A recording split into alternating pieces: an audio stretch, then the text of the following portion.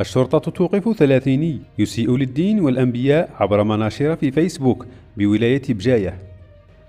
لا تنسى الإعجاب والاشتراك بالقناة وتفعيل الجرس ليصلك كل جديد. تمكنت عناصر الشرطة بالأمن الحضري برشيش التابعة لأمن دائرة القصر ببجاية من توقيف شخص يبلغ من العمر 36 سنة تورط في قضية الإساءة للدين والأنبياء والرسل.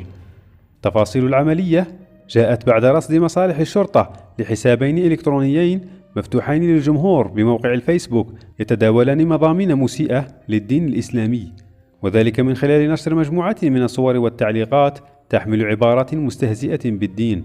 الفرقة المحققة تمكنت من تحديد هوية صاحب الحسابين الإلكترونيين وتوقيفه، مع حجز الهاتف النقال المضبوط بحوزته والذي يتضمن المناشير المسيئة للدين والأنبياء والرسل.